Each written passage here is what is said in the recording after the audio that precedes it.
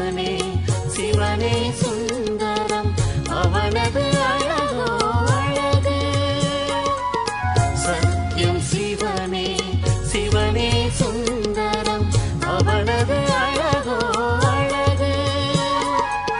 சிவனது ஞானம் புரிந்து கொண்டவரிடம் மாயை தோற்றே போகும். சத்யம் சிவம் சுந்தரம் சத்யம் சிவம் சுந்தரம். ஓம் சாந்தி. 21/9/2024 காலை முரளி பாப்தாதா மதுபன். இனிமையான குழந்தைகளே, பாபா கல்ப கல்பமாக வந்து குழந்தைகளாகிய உங்களுக்கு தனது அறிமுகத்தை கொடுக்கின்றார். நீங்களும் அனைவருக்கும் பாபாவின் சரியான அறிமுகத்தை கொடுக்க வேண்டும். கேள்வி: குழந்தைகளின் எந்த கேள்வியை கேட்டு பாபா கூட அதிசயப்படுகின்றார்? பதில்: பாபா தங்களின் அறிமுகத்தை கொடுப்பது கடினமாக இருக்கின்றது. நாங்கள் எப்படி உங்களுடைய அறிமுகத்தை கொடுப்பது என குழந்தைகள் கேட்கின்றார்கள்.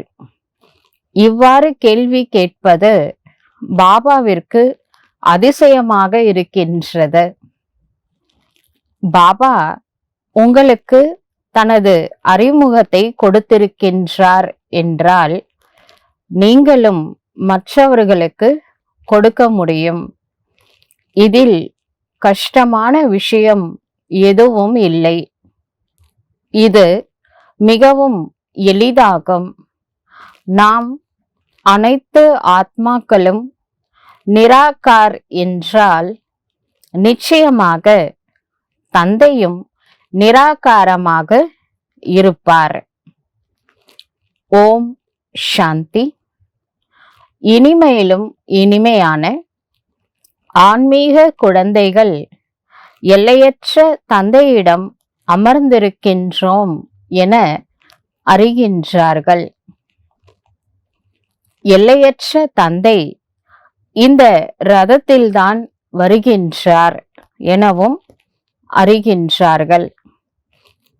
பாப் தாதா என்று சொல்கின்ற பொழுதுதான் சிவ தந்தை இந்த பிரம்ம பாபாவின் ரதத்தில் அமர்ந்திருக்கின்றார் என அறிகின்றார்கள்.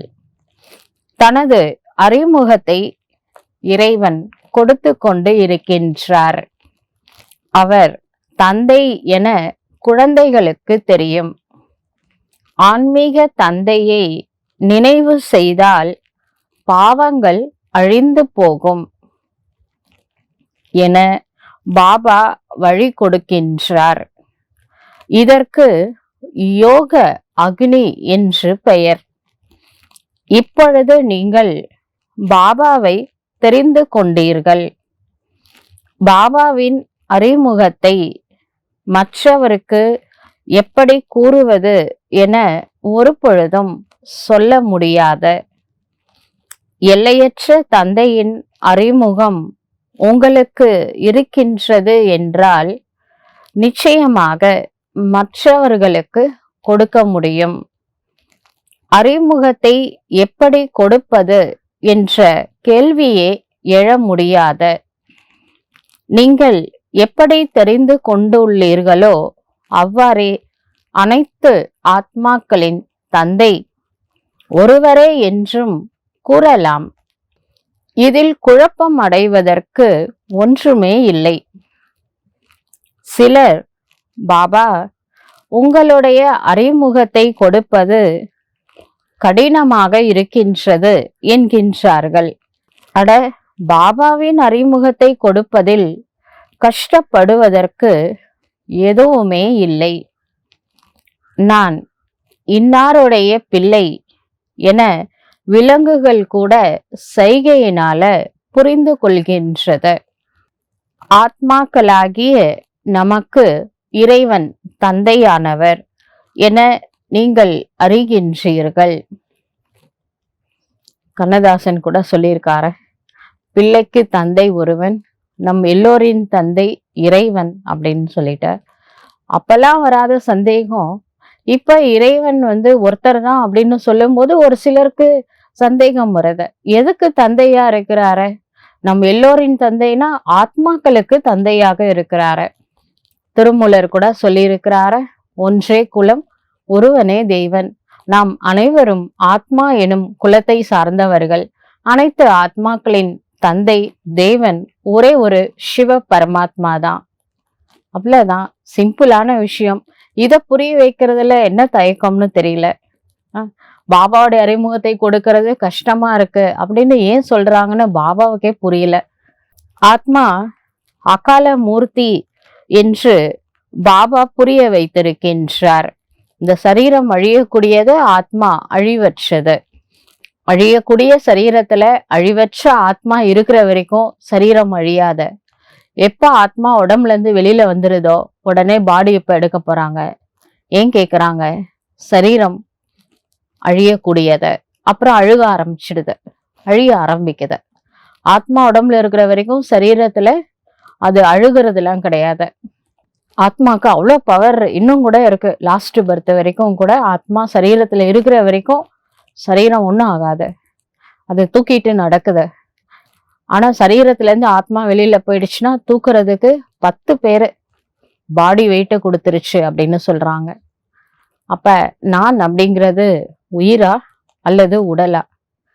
உடல்ல இருக்கக்கூடிய உயிர் தான் நானு. ஆனா அந்த ஆத்மாவுக்கு அழிவு கிடையாது. அந்த ஆத்மா ரீபர்த்துக்கு போகுது. நாம் எல்லோருமே ஆத்மாக்கள்.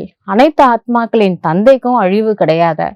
அவரை தான் நம்ம பரமாத்மா, காட் சிவா அப்படின்னு சொல்றோம். அவங்கவுங்க லாங்குவேஜ்ல அல்லான்றாங்க, பரலோகத்துல இருக்கிற பரமபிதான்றாங்க, காட்ஃபாதர்ன்றாங்க. இறைவன் ஒருவனே, God is one, universal God. அவரு கொடுக்கக்கூடிய நாலேஜும் யூனிவர்சலா தான் இருக்கு. அகால மூரத் என்று இறைவன் புரிய வைத்திருக்கின்றார். ஆத்மாவிற்கு அழிவு கிடையாது. ஆத்மாவிற்கு ரூபம் இல்லை என்று சொல்ல முடியாது. ஒளியா இருக்குல்ல, ஆத்ம தீபம்னு சொல்றோம். ஒளி புள்ளியாக ஆத்மா இருக்கு. மிகவும் எளிதான விஷயமாகும். குழந்தைகள் இதை முதல்ல நான் யாருன்னு புரிந்து கொள்ள வேண்டும். ஆத்மாக்களுக்கு தந்தைக்கும் அழிவு கிடையாது. ஆத்மாக்களின் தந்தையும் ஒளியானவர், அருட்பெருஞ்சோதின்னு சொல்றோம் இல்லையா, நிராகாரமானவர், ஜோதி சுரூபமானவர். நாம் அனைத்து ஆத்மாக்களும் சகோதரர்கள் ஆவோம், பாபாவின் வாரிசுகள் ஆவோம். பாபாவிடமிருந்து நமக்கு சொத்து கிடைக்கின்றது. அப்பாவை பற்றியும் அவருடைய படைப்புகளை பற்றியும் தெரியாத குழந்தைகள் யாரும் இந்த உலகத்தில் இருக்க முடியாது என நாம் அறிவோம்.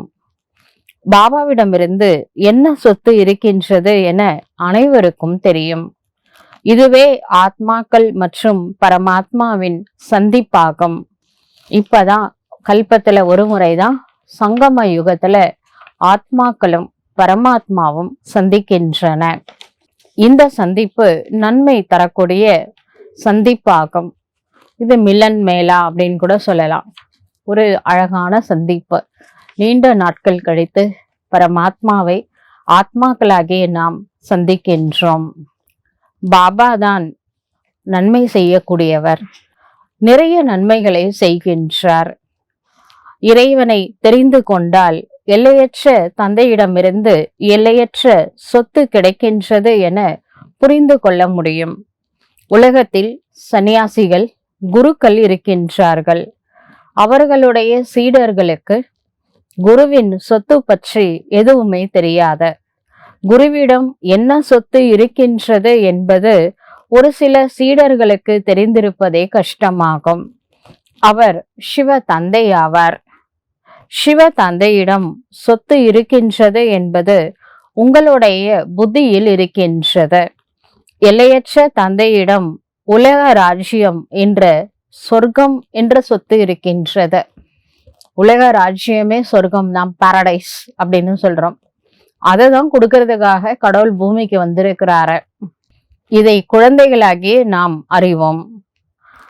இந்த விஷயங்கள் குழந்தைகளாகிய உங்களை தவிர வேறு யாரிடமும் இல்லை.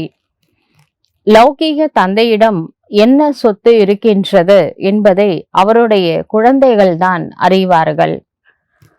நாம் உயிருடன் பரலோக தந்தையுடையவராக மாறியிருக்கின்றோம் என இப்பொழுது நீங்கள் கூறுவீர்கள்.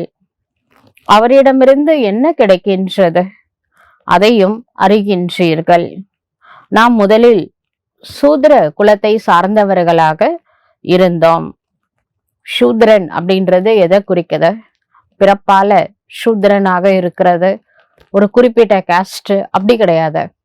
யாரெல்லாம் தன்னை தேகம்னு நினைச்சுக்கிட்டு தேகத்தினுடைய தர்மமான 5 விஷயம், அதாவது காமம், கோபம், பேராசை, பற்றுதல், அகங்காரம் எனக்கூடிய 5 விகாரங்களுக்கு அடிமையாக இருக்கின்றார்களோ அவர்கள் அனைவருமே சூத்திரர்கள் ஆவார்கள்.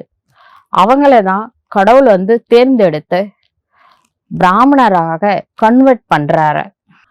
முதலில் சூத்திர குலத்துல நாம கூட தான் இருந்தோம். இப்ப பிராமண குலத்திற்கு விட்டோம். பிரம்மா முக்கு வம்சாவளி பிராமன் அப்படின்னு சொல்றோம். பிரம்மா மூலமாக நமக்கு இறை ஞானம் கிடைச்சதுனால பிராமன் ஆயிருக்கிறோம். பாபா சிவ தந்தை இந்த பிரம்மா பாபாவின் உடலில் தான் வருகின்றார். இவருக்கு பிரஜாபிதா பிரம்மா என்று பெயர். யாருக்கு? அந்த உடலுக்கு யாரு சொந்தமோ அந்த ஆத்மாவுக்கு பிரஜாபிதா பிரம்மான்னு பேரு. ஆனா வந்தவர் யாரு? காட் சிவா. சிவன் அனைத்து ஆத்மாக்களின் தந்தை ஆவார். அவர் தான் பரகாய பிரவேசம் செய்கின்றார். பரு அப்படின்னா வேற ஒருத்தவங்க, காய்னா உடல், வேற ஒருத்தவங்களோட உடல்ல நான் வரேன் அப்படின்ட்டு கீதையில இருக்கு. யோசிச்சு பாருங்க. கிருஷ்ணரோட உடம்புல தான் இருக்கிறாரு. வேற ஒருத்தவங்க உடம்புல கிருஷ்ணர் வரல. வேற ஒருத்தவங்க உடம்புல சிவன் தான் வந்திருக்கிறாரு. இவர் Prajapita Brahma, great great grandfather என அனைவராலும் அழைக்கப்படுபவர். ஆதி தேவ் அப்படின்னு சொல்றோம். ஆதாம் ஏவாள்னு சொல்றாங்கல்ல. ஆடம் பிபி அப்படின்னு குரான்லயும், ஆதாம் ஏவாள் அப்படின்னு சொல்லிட்டு பைபிள்லயும் யார சொல்லப்பட்டிருக்கோ அவர்தான் பிரம்மா சரஸ்வதி ஆவாங்க. இப்பொழுது நாம் பிரம்மாவுடைய குழந்தைகளாக இருக்கின்றோம். இந்த ஞானம் உங்களுக்கு இப்பொழுது இருக்கின்றது. இறைவன் அனைத்து இடங்களிலும் இருக்கின்றார். ஈஸ்வர் சர்வ வியாபி, எல்லாம் அறிந்தவர், சர்வக்ய என சிவ பாபாவை பற்றி கூறுகின்றார்கள். சர்வக்ய அப்படின்றது கரெக்ட், சர்வோச்ச அப்படின்னு சொல்றதும் கரெக்ட். அனைத்திலும் உயர்ந்தவர், அனைத்து சக்திகளும் நிரம்பியவர். ஆனா எல்லா இடத்துலயும் அவர் இல்ல. பரந்தாமத்துல இருந்து இப்பதான் வந்திருக்கிறாரு பூலோகத்தை மாத்துறதுக்காக. அவர் எப்படி படைப்பினுடைய முதல் இடை கடையினுடைய ஞானத்தை கொடுக்கின்றார் என்பதை இப்பொழுது நீங்கள் புரிந்து கொள்கின்றீர்கள். அவர் அனைத்து ஆத்மாக்களின் தந்தை ஆவார். அவரை பெயர் உருவத்திலிருந்து விடுபட்டவர் என கூறுவது பொய்யாகும். அவருடைய பெயர் ரூபம் கூட நினைவில் இருக்கின்றது.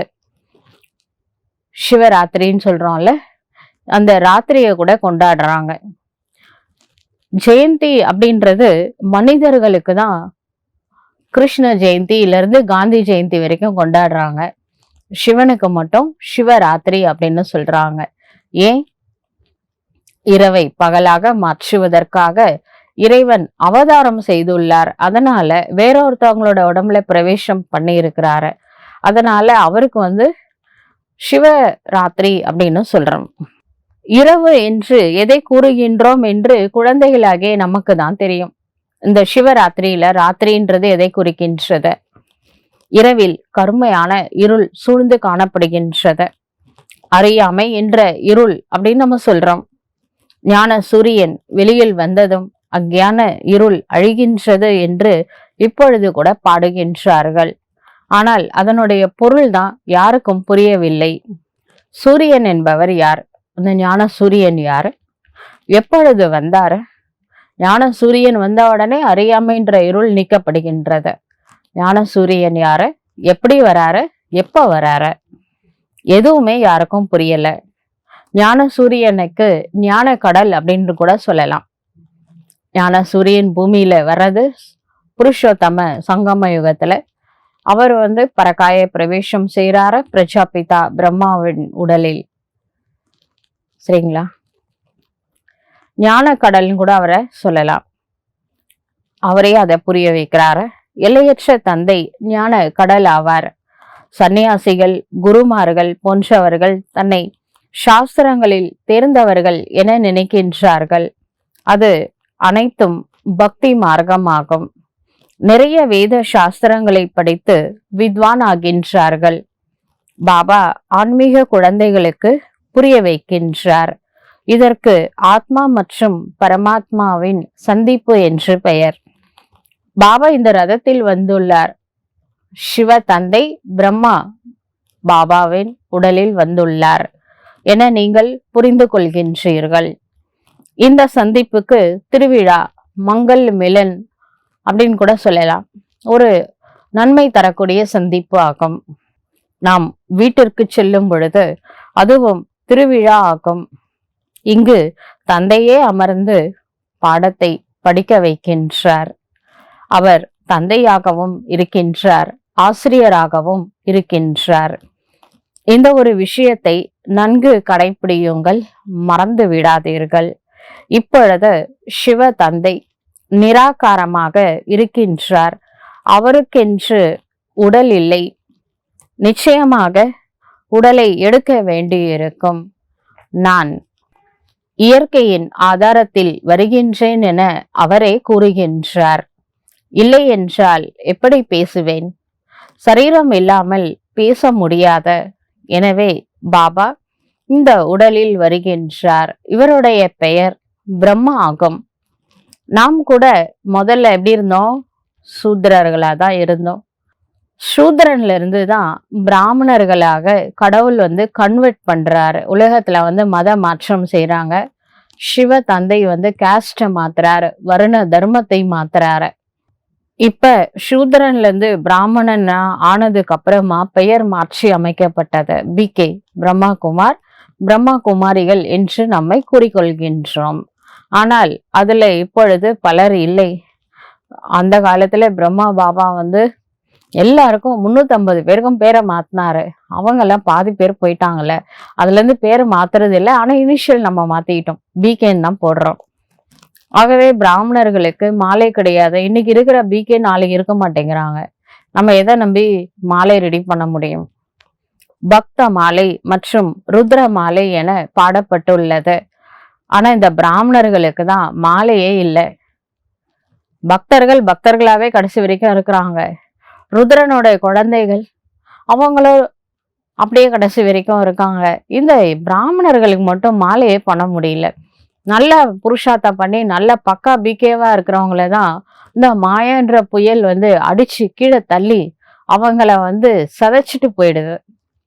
அதனாலதான் மாலை பண்ண முடியல பிராமணர்களுக்கு. விஷ்ணுவுக்கு மாலை இருக்கு. யாரு ஜெயிச்சாங்களோ அவங்களுக்கு தானே மாலை, அது ஃபைனலா. அதனால அதுக்கு பிரச்சனை கிடையாது. வைஜெயந்தி மாலா விஷ்ணுவின் மாலையாகும்.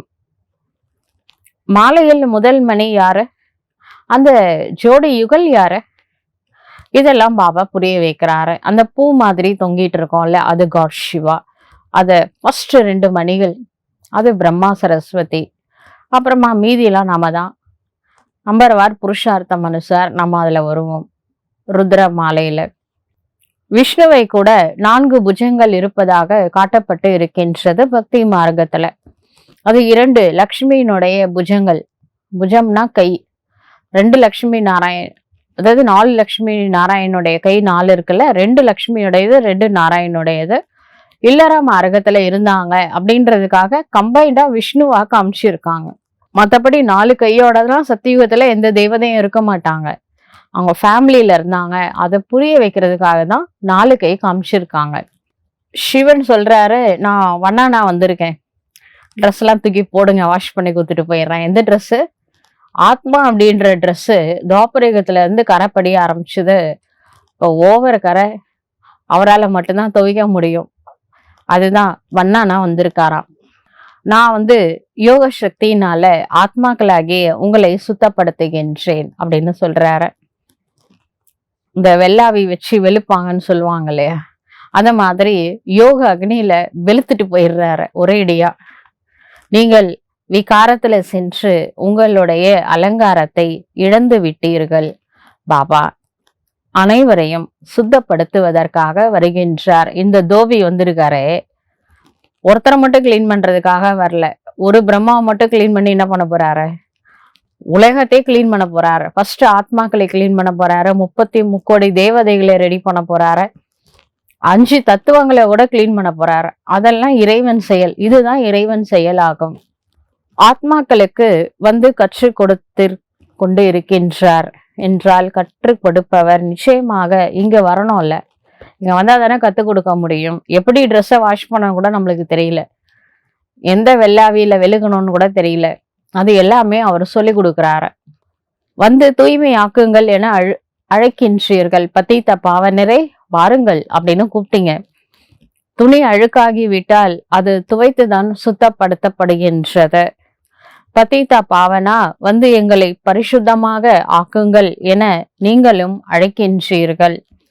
ஆத்மா தூய்மை ஆகிவிட்டால் ஷரீரமும் தூய்மையாகத்தான் கிடைக்கும். எனவே முதலில் முக்கியமான விஷயம் பாபாவின் அறிமுகத்தை கொடுத்தலாகும். பாபாவின் அறிமுகத்தை எப்படி கொடுப்பது என்ற கேள்வியை கேட்க முடியாத. பாபா உங்களுக்கு அறிமுகத்தை கொடுத்திருக்கின்றார். அப்பொழுதுதான் நீங்கள் வந்திருக்கின்றீர்கள் அல்லவா? பாபாவிடம் வந்திருக்கின்றீர்கள். பாபா எங்கே இருக்கின்றார்? இந்த ரதத்தில் இது அழிவற்ற சிம்மாசனமாகும். ஆத்மாக்களாகிய நீங்களும் அக்கால மூர்த்தி ஆவீர்கள். இது உங்களுடைய சிம்மாசனமாகும். இதில் ஆத்மாக்களாகிய நீங்கள் வீற்றிருக்கின்றீர்கள். இந்த அழிவற்ற சிம்மாசனம் ஜடமாக ஆகிவிட்டதல்லவா? நான் ஆத்மா அழிவற்றவன். ஒரு பொழுதும் அழிவை பெற முடியாத ஒரு உடலை விட்டு இன்னொரு உடலை எடுக்கின்றேன். ஆத்மாவாகி எனக்குள் இருக்கும் நடிப்பானது அழிவற்றது, நிச்சயிக்கப்பட்டுள்ளது. இன்றிலிருந்து 5000 வருடங்களுக்கு முன்பாக என்னுடைய நடிப்பு இவ்வாறே ஆரம்பமாகியது. 1 என்ற வருடத்திலிருந்து நாம் இங்கு நடிப்பதற்காக மேல பரந்தாமத்திலிருந்து பூலோகத்திற்கு வந்தோம் நடிக்கிறதுக்காக. அன்னைக்கு மறந்ததுதான் வீட்டுலதான் அப்பா அம்மா இருக்காங்க. தாயும் ஆனவன் சிவனை சொல்றோம். தாயும் ஆனவன், தந்தை ஆனவன் இறைவன். அவரையும் விட்டுட்டோம், வீட்டையும் விட்டுட்டோம். பூலோகத்துக்கு நடிக்க கடைசியில பல வேஷம் போட்டு சுத்தமா மறந்துட்டோம். ஆனா ஒண்ணு மட்டும் ஞாபகம் இருக்கு, மேல போனாதான் நிம்மதி. அது மட்டும் எப்படி ஞாபகம் இருக்குன்னு தெரியல. சரி வாங்க போலான்னு கூப்பிட்டான்னா யோசிக்கிறோம் மேல போறதுக்கு. நாம் இங்கு வீட்டிலிருந்து நடிப்பதற்காக தான் வந்திருக்கிறோம். 5000 வருடத்தின் சக்கரம் அல்லவா? லட்சக்கணக்கான வருடங்கள் என பக்தியில கூறியிருக்கின்றார்கள். எனவே குறைந்த வருடங்களை பற்றி யாருமே சிந்தனை செய்வதே கிடையாது. ஒரு ஜெனரேஷனுக்கும் அடுத்த ஜெனரேஷனுக்கும் நடுவுல ஜெனரேஷன் கேப்ல இவ்வளவு மாற்றங்கள் இருக்கு. லட்சக்கணக்கான வருஷம் தான் என்ன ஆகும்? இந்த பாரதம் தாங்குமா? இதை பத்தி யாரும் யோசிக்கவே மாட்டேங்கிறாங்க. நாம் பாபாவின் அறிமுகத்தை யாருக்கு எப்படி கொடுக்கலாம் என குழந்தைகள் கூற முடியாத. இவ்வாறு கேள்வி கேட்பது அதிசயமாக இருக்கின்றது. நீங்கள் பாபாவுடையவராக ஆகிவிட்டீர்கள். பிறகு பாபாவின் அறிமுகத்தை ஏன் கொடுக்க முடியாத? நாம் அனைவரும் ஆத்மாக்கள். அவர் நமது தந்தையாக இருக்கின்றார். அனைவருக்கும் சத்கதி அளிக்கின்றார். எப்பொழுது சத்கதி அளிப்பார் என்பது கூட இப்பொழுது உங்களுக்கு தெரியும். அவரை பத்தி எல்லாமே தெரியும். அவரை பேர் என்ன, உருவம் என்ன, தேசம் என்ன, எந்த நாட்டை சார்ந்தவர், எங்கிருந்து வந்திருக்கிறாரு, காலம் என்ன, குணம் என்ன, கர்த்தவியம், அவர் என்ன தொழில் பண்றாரு, எல்லாமே நம்மளுக்கு தெரியும். இதுதான் அப்பாவோட அறிமுகத்தை கொடுக்க சொல்றாரு. இதுல என்ன தயக்கம்? எல்லாம் தெரியும்ல. அது தெரிஞ்சதை சொல்றாரு தெரியாதவங்களுக்கு. கல்ப கல்பமாக கல்பத்தின் சங்கம யுகத்தில் வந்து அனைவருக்கும் சத்கதி அளிக்கின்றார். அவர்கள் இன்னும் 40,000 வருடங்கள் இருக்கின்றன என நம்பிக்கொண்டு இருக்கின்றார்கள். முதலிலேயே பெயர் உருவத்திலிருந்து விடுபட்டவர் என்று கூறியிருக்கின்றார்கள். இப்பொழுது பெயர் ரூபத்திலிருந்து விடுபட்ட பொருள் எதுவுமே இருக்க முடியாது. கல்லு முள்ளுன்னு நீங்க கூட தானே பேர் வச்சிருக்கீங்க. கல்லுன்றீங்க, முள்ளுன்றீங்கல்ல. கல்லு முள்ளுக்கெல்லாம் பேர் வச்சுட்டு கடவுளுக்கு எங்க பேர் வைக்கல? பேரு உருவத்துல இருந்து அப்பாற்பட்டவன் எப்படி சொல்லலாம்? இனிமேலும் இனிமையான குழந்தைகளே, நீங்கள் எல்லையற்ற தந்தையிடம் வந்திருக்கின்றீர்கள் என சிவ தந்தை கூறுகின்றார். எவ்வளவு எண்ணற்ற குழந்தைகள் என பாபாவிற்கு தெரியும்.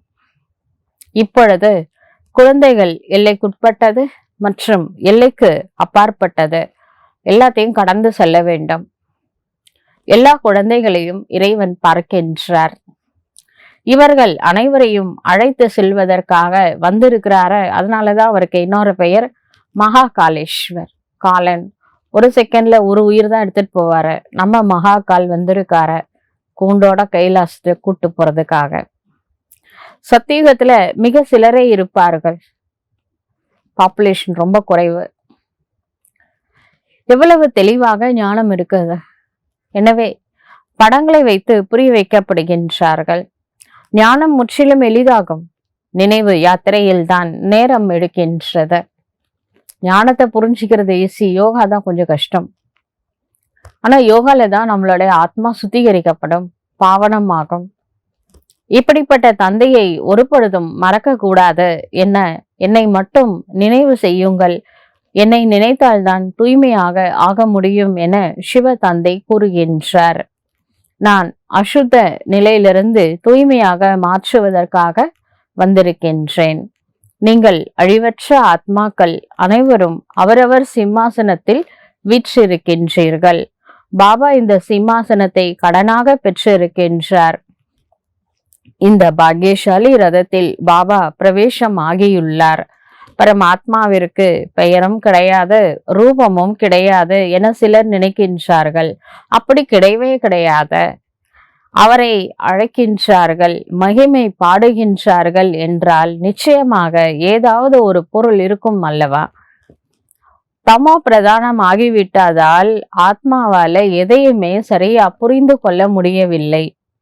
இனிமேலும் இனிமையான குழந்தைகளே, 84 லட்சம் பிறவிகள் எதுவுமே கிடையாது என பாபா புரிய வைக்கின்றார். டோட்டலா 84 பிறவி தான். அனைவருக்கும் ஒரு பிறவி உண்டு. அப்படியே பிரம்மத்தில் கலந்து விடவோ மோட்சத்தை பெறவோ யாராலும் முடியாத. பிரம்ம தத்துவத்துல கலந்துடலாம், பிறவா நிலை வேண்டும். ஏன்னா இந்த பிறப்பு இறப்பு எவ்வளவு கஷ்டம்னு தெரிஞ்சதுனாலதான் பிறவா நிலை வேண்டும்னு கேட்டாங்க. ஆனா இந்த சத்தியுகம் திரேதாயுகத்துல பிறப்பும் கஷ்டம் இல்ல, இறப்பும் கஷ்டம் இல்ல. வாழ்நாளும் சந்தோஷமா இருந்தாங்க தேவதைகள். நம்ம கர்மால அட்டென்ஷன் வச்சா நம்ம லைஃப் நல்லா இருக்கும். அதனால கடவுள் வந்து கர்ம பிலாசபி சொல்லி தரதுக்காக தான் வந்திருக்காரே தவிர பிறவா நிலை கொடுக்கறதுக்காக வரல. அதனால பரந்தாமத்துக்கு வந்துட்டு நான் கீழே போக மாட்டேன்னு சொல்லக்கூடாது. மைண்ட் செட் பண்ணிக்கோங்க. கொஞ்ச நேரம் ரெஸ்ட் எடுத்தோமா திருப்பி பூமிக்கு இறங்கணுமான்னு இருக்கணும். அப்புறம் குழந்தைங்க கேட்டு அவரால் மறுத்தா அப்புறம் அவர் ஃபீலிங்ஸ்ல வருவார்ல. அதனால நாம பரந்தாம போறது ரெஸ்ட் எடுக்கிறதுக்காக தான். அப்புறம் கீழே இறங்கிடணும்.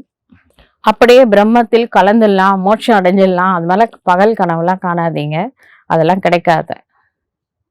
இது ஏற்கனவே நிச்சயிக்கப்பட்ட நாடகம் ஆகும். ஒன்று கூட ஒரு ஆத்மா கூட கூடவோ குறையவோ முடியாது. நம்ம ரோலை நம்ம பிளே பண்ணி தான் ஆகணும். இந்த முற்றிலும் முடிவற்ற அழியாத நாடகத்தில் இருந்துதான் சிறிய சிறிய டிராமா மற்றும் நாடகங்களை உருவாக்குகின்றார்கள். இது அழிவற்றதாகும். இப்பொழுது குழந்தைகளாகி நீங்கள் எல்லையற்றதில் நிற்கின்றீர்கள். குழந்தைகளாகி உங்களுக்கு நாம் எப்படி 84 பிறவிகளை எடுக்கின்றோம் என்ற ஞானம் கிடைத்திருக்கின்றது. இப்பொழுது பாபா புரிய வைக்கின்றார். முன்பு யாருக்குமே எதுவுமே தெரியாது. ரிஷி முனிவர்கள் கூட எங்களுக்கு எதுவும் தெரியாது, நேத்தி அப்படின்னு சொல்லிட்டாங்க. எதுவும் தெரியாது. ரிஷி முனிவர்கள் அப்படி சொல்லிட்டாங்க. இந்த பழைய உலகத்தை மாற்றுவதற்காக சிவ தந்தை சங்கம யுகத்தில் பூலோகத்துல அவதாரம் செய்கின்றார். பிரம்மா மூலமாக புது உலகத்தை உருவாக்குகின்றார். அவர்களோ லட்சக்கணக்கான வருடங்கள் என கூறிவிட்டார்கள். எந்த விஷயமும் அவர்களுக்கு நினைவில் இல்லை. மகா பிரளயம் கூட நடப்பதில்லை. பாபா ராஜயோகத்தை கற்பிக்கின்றார். பிறகு நீங்கள் ராஜ்யத்தை பெறுகின்றீர்கள். இதில் சந்தேகப்படுவதற்கு எதுவுமே இல்லை.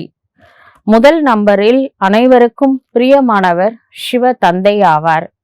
பிறகு இரண்டாம் நம்பர் நெக்ஸ்ட் டு காட் யாரு? கிருஷ்ணா, ஸ்ரீ கிருஷ்ணா என குழந்தைகளாகி உங்களுக்கு நல்லாவே தெரியும்.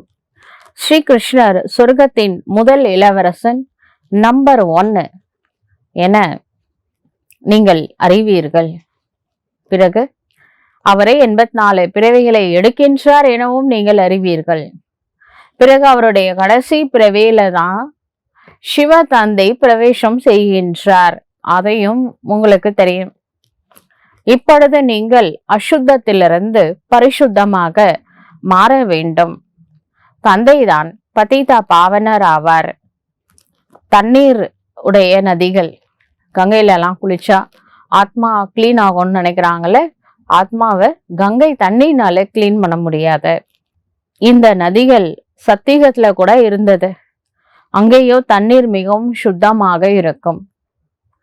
சேறு போன்றவைகள்லாம் இருக்காது. இங்க எவ்வளவு சேறு இருக்கு, எவ்வளவு கலங்கலா இருக்கு.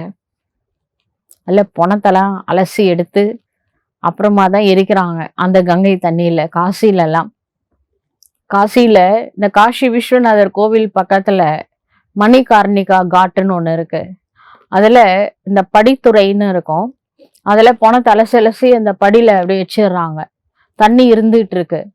ஒரு செட்டு எரிஞ்சு முடிச்ச உடனே அடுத்த செட்டு எரிக்கிறாங்க. அதுக்குள்ள அடுத்த செட்டு பணம் வெயிட்டிங் லிஸ்ட்ல இருக்கு. பயங்கரமா பணங்க எங்கிருந்து வராங்கன்னு தெரியல. எரிச்சபடியே இருக்காங்க. கண்டினியூஸா அந்த தண்ணியில பணத்தை அலசி அலசி காய வச்சிட்டு இருந்தாக்கா, அப்படி எரிஞ்சு போனதை அரைக்குறையா அதுல கரைச்சிட்டா அப்ப கங்கை தண்ணி எப்படிங்க சுத்தமா இருக்கும்? யோசிச்சு பாருங்க. அவ்வளோ ஒரு மாதிரி இருக்கு கங்கை தண்ணி, முக்கியமா காசில. இப்பொழுது தண்ணீர் எப்படி தூய்மையாக மாற்றும்? நம்ம உடம்பு நல்லா இருக்கிற உடம்பு கூட, நல்லா இருக்கிற ட்ரெஸ்ஸு கூட அந்த கங்கையில முழுக்கி எழுந்தா அழுக்காயிடும். அவ்வளோ மோசமா இருக்கு.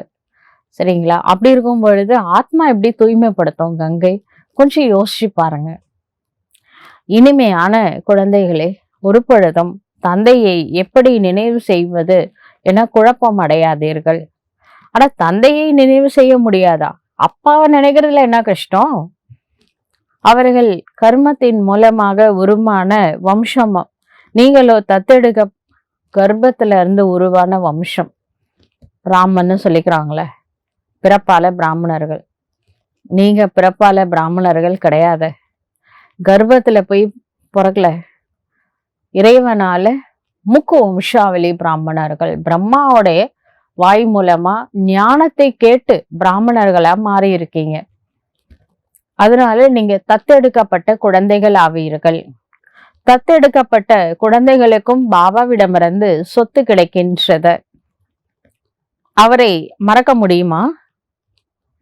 முடியாதுல்ல. ஆனா குழந்தைங்க மறந்துடுறாங்க. இவ்வளவு சொத்து கொடுத்து கூட என்ன பிரச்சனை? சத்தியத்துல போய் மறந்தா அது வேற விஷயம், டிராமான்னு சொல்லலாம். இங்கேயே மறந்துட்டாக்கா சொத்து எப்படி கிடைக்கும்? எல்லையற்ற தந்தையிடமிருந்து எல்லையற்ற சொத்து கிடைக்கின்றது என்றால் அவரை மறக்கலாமா? லௌகீக குழந்தைகள் தந்தையை மறக்கின்றார்களா? சொத்து நிறைய வச்சிருக்காருன்னு வச்சுக்கோங்க, அப்பாவை மறப்பாங்களா? சொத்து கொடுக்கலன்னா வேணா மறப்பாங்க, இருக்குன்னா மறக்க மாட்டாங்க. அந்த அட்லீஸ்ட் அந்த சொத்து வாங்குற வரைக்குமாவது அவங்க அப்பாவை நினைப்பாங்க. ஆனால் மாயா எதிர்ப்பை காண்பிக்கின்றது.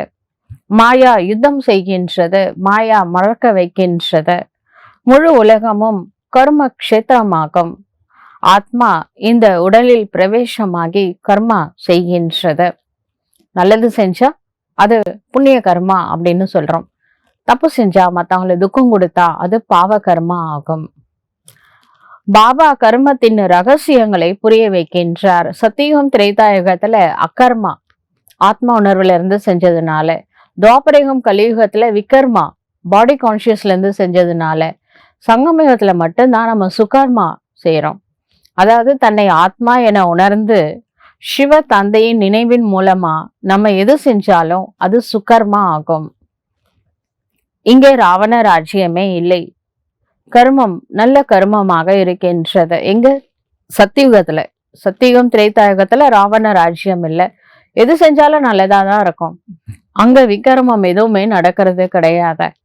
5 விகாரம்னா என்னன்னு தெரியாது தேவதைகளுக்கு. அதனால அவங்க தப்பு செய்ய மாட்டாங்க. இது மிகவும் எளிதான விஷயமாகும்.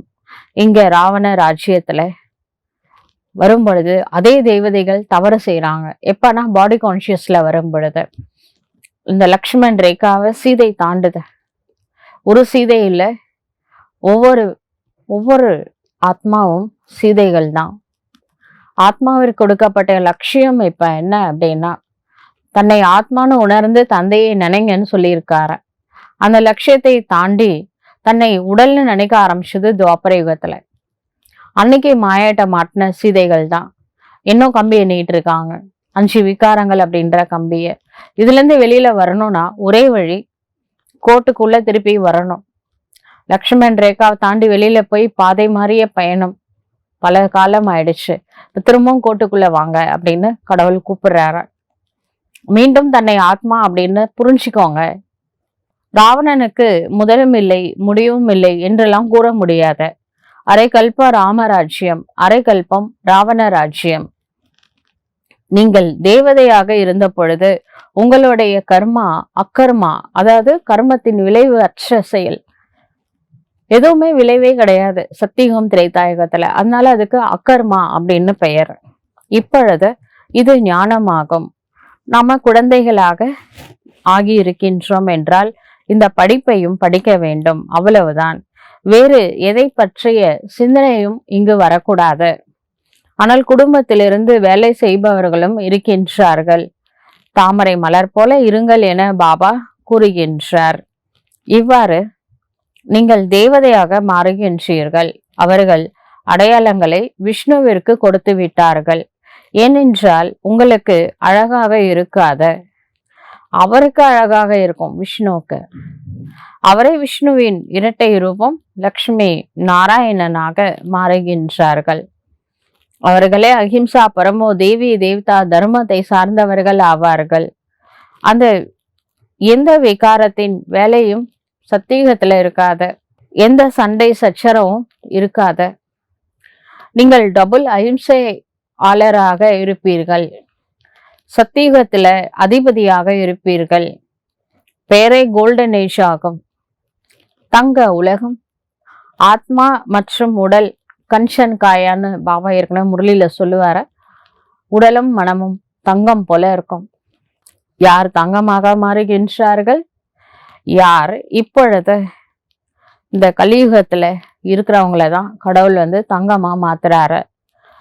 சத்தியுகம் முடிந்து விட்டது என கூறுகின்றார்கள். நேற்று சத்தியுகம் இருந்தது அல்லவா?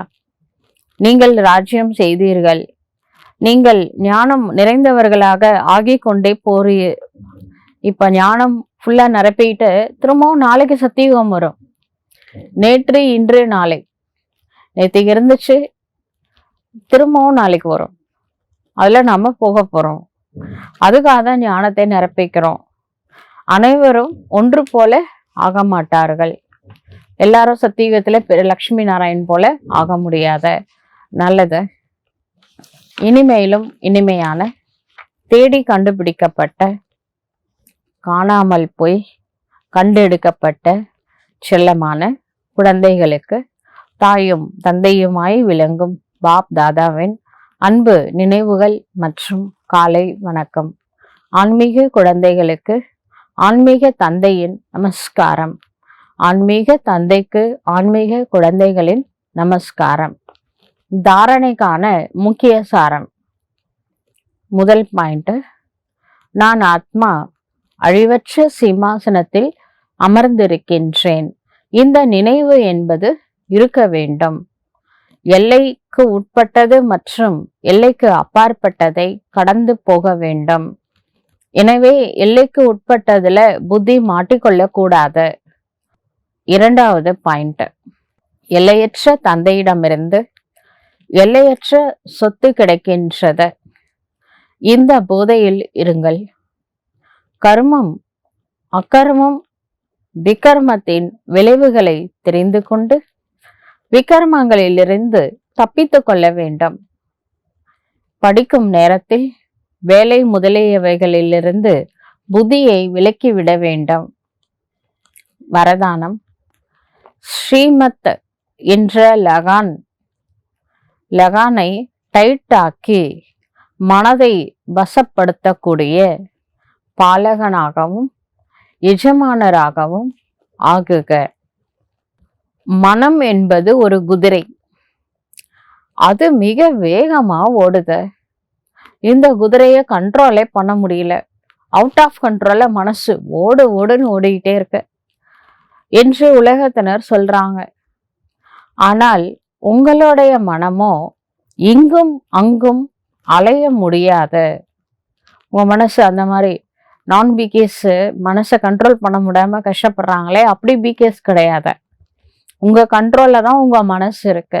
ஆத்மா ராஜா தன்னுடைய மனம் அப்படிங்கிற மந்திரியை தன்னோட கட்டுப்பாட்டுல தான் வைத்து கொண்டு இருக்கின்றார். ஏனென்றால் மனசு எப்படி உங்களோட கட்டுப்பாட்டுல இருக்கு அப்படின்னா, உங்களுக்கு ஸ்ரீமத் அப்படின்ற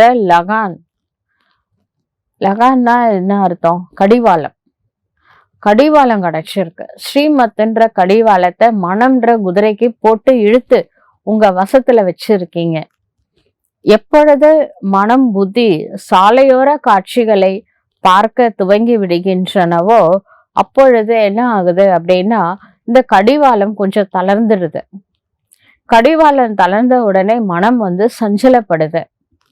ஆகையினால எப்பொழுதெல்லாம் ஏதாவது விஷயம் வருகின்றதோ, மனம் சஞ்சலமாகின்றதோ, அப்பொழுதெல்லாம் ஸ்ரீமத் என்ற அந்த கடிவாளத்தை டைட் ஆக்குங்க. அப்பொழுதே இலக்கை சென்று அடைய முடியும். நான் பாலகனும் எஜமானரும் ஆவேன் என்ற நினைவினால் அதிகாரியாகி மனதை தன்னுடைய கட்டுக்குள் வைத்து விடுங்கள். ஸ்லோகன் சொல்றாரு, என்ன நடந்து கொண்டு இருக்கின்றதோ அது நல்லதே நடந்து கொண்டு இருக்கின்றது. நிகழ்காலத்துல என்ன நடந்து கொண்டு இருக்கின்றதோ அது நன்றாகவே நடந்து கொண்டு இருக்கின்றது. மேலும் எதிர்காலத்துல என்ன நடக்க போகின்றதோ அது இன்னும் நல்லதாகவே சிறப்பாக நன்மையே ஏற்படும். நல்லதே நடக்க போகின்றது என்ற நம்பிக்கை சதா இருக்கிறது என்றால் ஆடாமல் அசையாமல் ஸ்டேபிள் மைண்டா இருக்க முடியும். எது நடந்ததோ நன்றாகவே நடந்தது. தற்பொழுது என்ன நடந்து கொண்டிருக்கின்றதோ அது மிக நன்றாக நடந்து கொண்டிருக்கின்றது. இனி வருங்காலத்துல என்ன நடக்கணும் அப்படின்ட்டு இந்த டிராமால இருக்கோ ரொம்ப அருமையா நடக்க போகுது. எல்லாம் நன்மைக்கு தான். Past, present, future. அதனால மனதை ஸ்டேபிளா உறுதியாக ஆடாமல் அசையாமல் வைத்துக் கொள்ளுங்கள். நடப்பவை அனைத்தும் நன்மைக்கே. நல்லது. ஓம் சாந்தி.